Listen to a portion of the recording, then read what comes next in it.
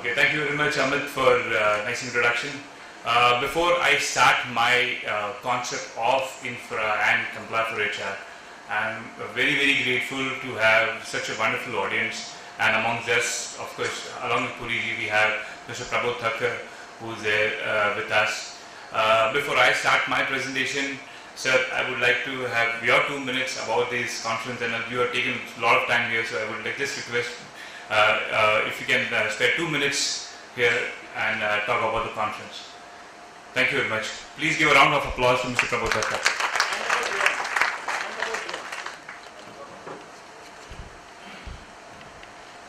Good morning, ladies and gentlemen.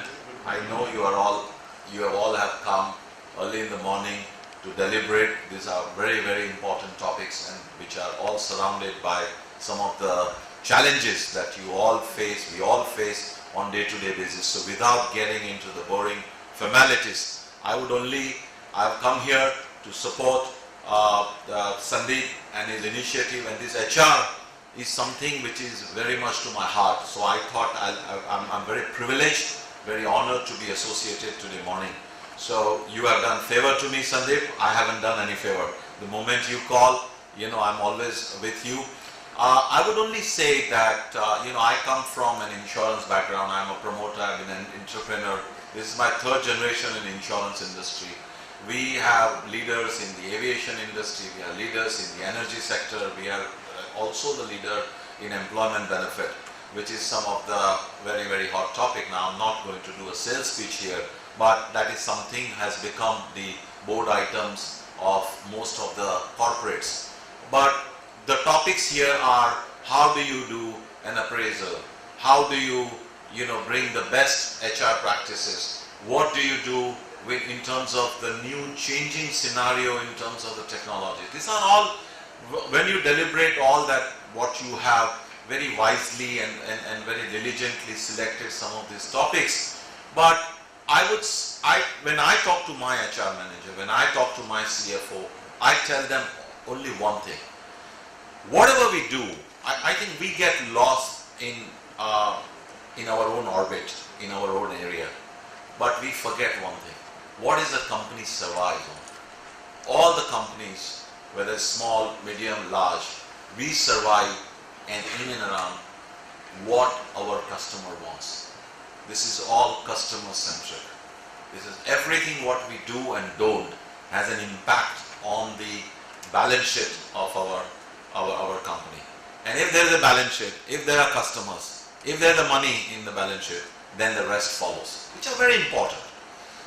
Therefore, I have been telling my own people is that whatever we do, bear in mind 2-3 factors. Customer first. Also be alert and aware. The demography of India especially has changed dramatically. We don't realize, some of us, we come from a generation. In fact, some of us, so I won't include everybody here, we are 65-35. 65% of our population is below 35. And only 35% of the people are above 45 or whatever. And most of the managers, I think we all have a gray hair. And we tend to believe and we tend to run our show on day-to-day basis based on our upbringing.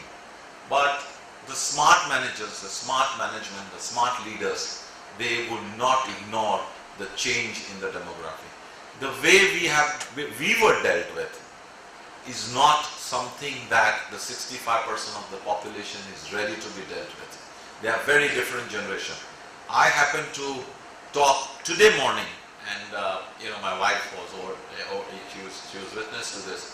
A very old friend, my mentor, whose granddaughter is working in one of our Bangalore office, and he was telling me very subtle way how his granddaughter is suffering in our company. He says, what's happening? She's enjoying, she's fine.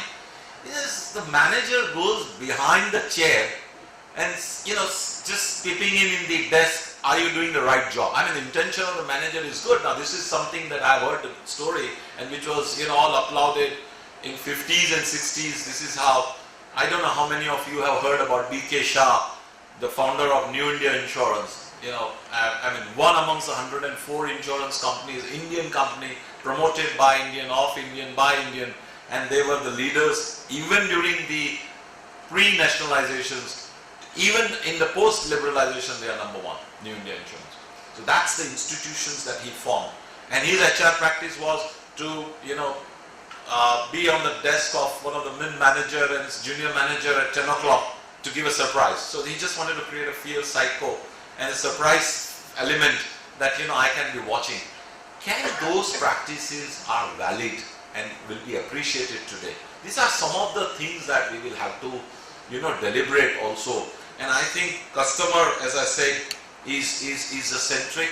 And when you talk to, in the company that we are, all are equal stakeholders. And I believe no company can go forward unless there is a consideration for all the stakeholders.